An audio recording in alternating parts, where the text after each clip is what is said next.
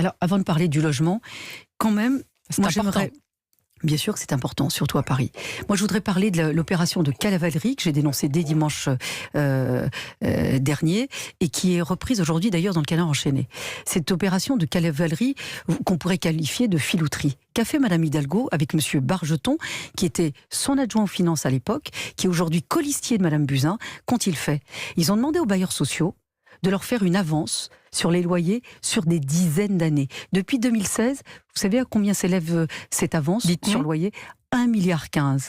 Ils ont souhaité demander cette avance aux bailleurs sociaux, c'est-à-dire qu'on dépouille les bailleurs sociaux, on leur demande 1,15 milliard depuis 2016, et ça continue, pour pouvoir faire quoi? Combler une partie du déficit. C'est tellement mal géré qu'on demande aux bailleurs sociaux de faire des avances de dizaines d'années de loyer.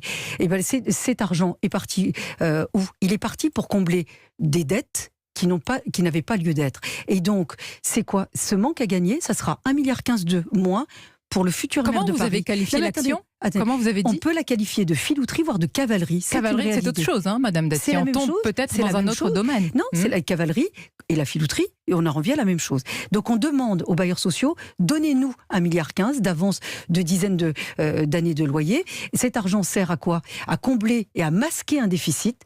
Je pèse mes mots, à masquer un déficit.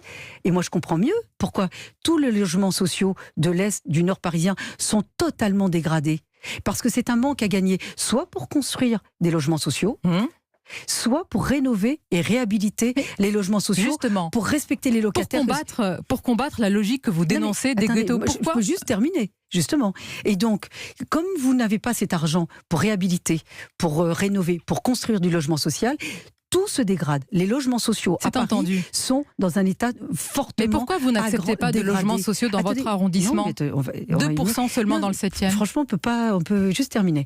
Et donc, c'est fortement dégradé. Et donc, moi, je souhaite, si je suis maire de Paris, avoir un audit pour avoir de la transparence. Est-ce que vous acceptez plus de logements sociaux? Madame Dati, répondez-moi. Je vais vous le dire. Et les bailleurs sociaux, moi, je les appelle à la responsabilité. Parce que cette avance d'argent prive notamment les familles modestes parisiennes d'être bien logées, mais aussi les agents des bailleurs sociaux. Je pense aux gardiens. Demande d'audit et vous dénoncez une cavalerie. Je l'ai compris. Et d'avoir des conditions de travail décentes, notamment pour les gardiens de ces grands ensembles.